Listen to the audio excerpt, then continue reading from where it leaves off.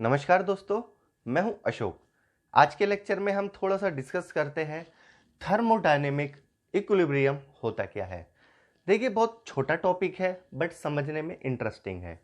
सबसे पहले हम समझते हैं कि ये इक्विलिब्रियम होता क्या है।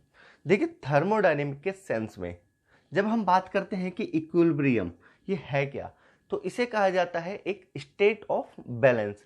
यानी अगर हमारा कोई भी थर्मोडायनेमिक सिस्टम है, अगर ये एक बैलेंस पोजीशन में है, स्टेट ऑफ बैलेंस में है, तो उस पोजीशन को थर्मोडायनेमिक इक्विलिब्रियम कहा जाता है। अब क्वेश्चन ये उठता है कि ये फिर बैलेंस मतलब क्या है बैलेंस का मतलब।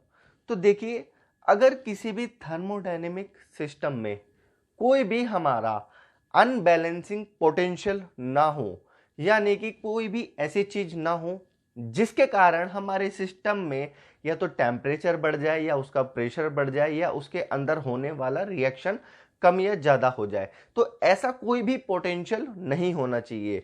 तो उस स्टेट को विद रिस्पेक्ट टू टाइम कहा जाता है बैलेंस, और बैलेंस को कहा जाता है इक्विलिब्रियम। तो इसलिए इसका नाम पड़ा है थर्मोडायनेमिक इक्विलिब्रियम। तो देखिए, थर्मोडायनेमिक इक्विलिब्रियम को मेंटेन करने के लिए हमें तीन चीजों को मेंटेन करना पड़ता है। वो कौन कौन सी चीजें हैं दोस्तों? सबसे पहली चीज है हमारी, वो है थर्मल इक्विलिब्रियम। ओके, ये हमारा थर्मल इक्विलिब्रियम है। अब थर्मल इक्विलिब्रियम कहते किसे हैं? देखिए, इक्विलिब्रियम आपने समझा, balance, state of balance, no unbalancing potential. तो थर्मल क्या है? थर्मल में हमने पढ़ा था क्या है, हम इसमें डील करते हैं हीट को और पावर को। और हीट क्या डेवलप करता है दोस्तों? हीट डेवलप करता है किसी भी बॉडी का टेम्परेचर।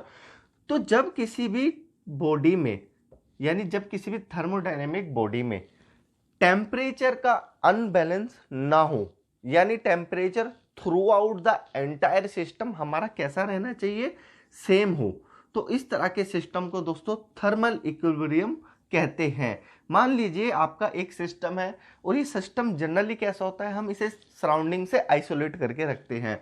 इसमें टेम्परेचर जब आपने मेजर किया, ये तो कैसा निकला? कहीं पे इसका 25 डिग्री है, कहीं पर 30 डिग्री, कहीं पे 32 डिग्री, मतलब अनबैलेंसिंग है। हर पॉइंट पे विद रिस्पेक्ट टू टाइम आपका टेम्परेचर में वेरिएशन आ रहा है। मगर जब हमने इसको कहा कि ये थर्मल इक्विलिब्रियम में पोजीशन में है, तो इसका क्या मतलब है?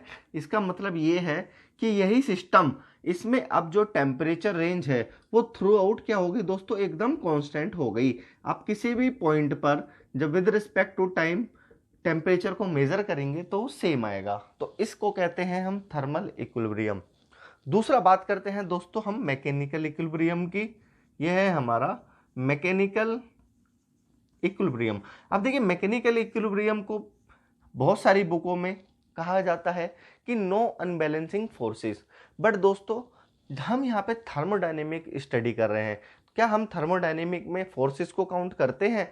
देखिए, फोर्सेस जनरली हमारी काउंट होती है कहाँ? स्ट्रेंथ ऑफ मटेरियल में। तो यहाँ पे टेक्निकल वर्ड क्या करेक्ट होगा? प्रेशर। तो जब no unbalancing pressure is there in the system, जब भी किसी सिस्टम में कोई भी अनबैलेंसिंग प्रेशर नहीं हो। प्रेशर, आपको पता है pressure is a kind of force. क्या है? एक दबाव है, ठीक है, ये एक तरह से फोर्स अप्लाई करता है। तो है ये फोर्स, बट हम इसको फोर्स ना कह के यहाँ पे प्रेशर कहेंगे तो ज्यादा सही है। तो जब किसी सिस्टम में कोई भी अनबैलेंसिंग प्रेशर ना हो, यानी इसी सेम सिस्टम की बात कर लें कि हर एक पॉइंट पे अलग अलग प्रेशर है, तो जब इस पे लगने वाला प्रेशर थ्रू आउट कॉन्स्टेंट हो जाए, सेम हो जाए, तब इस स्टेट को कहा जाता है दोस्तों मैकेनिकल इक्विलिब्रियम। यानी further no unbalancing pressure is there in the system. और लास्ट हम बात करते हैं केमिकल इक्विलिब्रियम की। देखिए, केमिकल इक्विलिब्रियम होता क्या है? जब किसी भी सिस्टम में केमिकल कंपोजिशन में with respect to time change ना हो। मेरे पास एक सिस्टम है, मैंने इसमें H मतलब हाइड्रोजन भी डाला है, H2 जगह जगह पे, और ऑक्सीजन भी ऐड करी है, ठीक है।